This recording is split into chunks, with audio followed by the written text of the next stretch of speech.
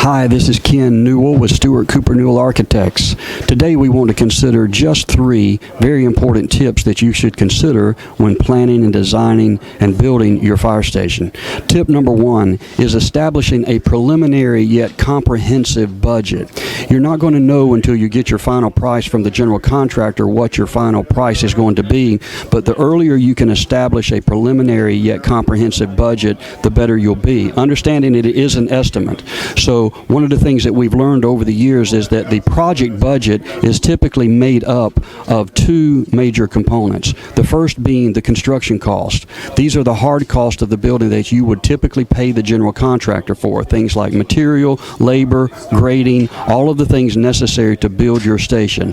But a second category, and often forgot about by fire departments in their early pre-planning, is the soft cost. These are all the additional costs to your project that you will not pay the general contractor for normally. Things like design fees, land cost, furniture, fixtures, and equipment. Even as simple things as dedication cost of the building, financing, special inspections. These are all in the category of soft costs or other areas. As a rule of thumb, we have found that the construction cost will represent around 75% of the total project cost, while the remaining soft costs are about 25%. So if an architect or a builder tells you to expect a $3 million construction cost, you should go ahead and assume that you're going to have about a $4 million project cost. So that budget is a good tip. Set that budget, do it comprehensively, and do it earlier.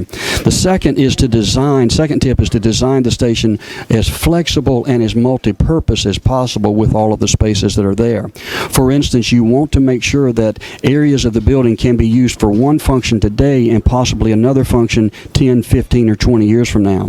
One of the examples that we see of that is open offices. There's many spaces administrative in the building that can be utilized as open office spaces for multiple areas, even if it's office furnishings that are set up with full walls, but they can be removed and used for other spaces later. Flexible spaces are important as well. Many times a department would like to have a large training room that would accommodate a large number of people, but only for a short period of time, but then most of the time they'll use that space for a much smaller use. So spaces that are divided with demountable walls, for example, could be used as a conference room and a training room, and then when the training room needs grow to a large capacity over a short period of time, you can open that wall up and use that flexible space.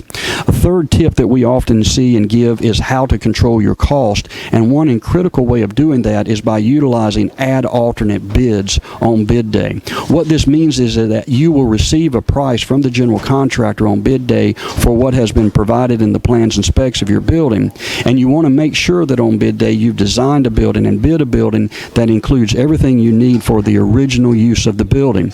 But there are other things that you may want to add or upgrade to your facility, and you're not sure whether you'll be able to afford to do that. So by designing those and taking an extra price or an add alternate price from the general contractor on bid day, you can get your base bid price plus the additional price to do an upgrade. Here's some examples of what we see successfully taken as add alternate bids. Additional space in the station. For instance, many departments will go ahead and design how many vehicle bays they need today, but then take an add alternate to add 1 or 2 additional bays that they know they'll eventually need in the future. So by taking it as an add alternate, they can find out, can they afford it today? It's already been designed, and you normally get a very good price on that. Another area of add alternates would be system upgrades. We'll often see, for instance, HVAC systems go from a regular system to maybe a dual fuel or a much more energy efficient system as an add alternate. So they get that price, know at that time whether they can afford to make the upgrade prior to construction, and then accept it if their budget will allow it. A third area that we see add alternate bidding in would be materials upgrade. You may be able to increase your paving surfaces on the majority of the station from heavy-duty interstate grade asphalt to a concrete surface, which is going to last much longer.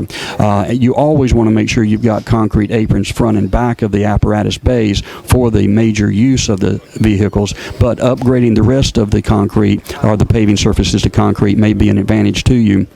Other material upgrades may include finishes inside the building to upgrade to porcelain tile floors, maintenance-free durable facilities, or finishes in the building that will serve you well over the period of time. So add alternates is that way of considering how to get upgrades and do it at a very effective cost. And those are the 3 tips that we'll talk about today for making your station project better.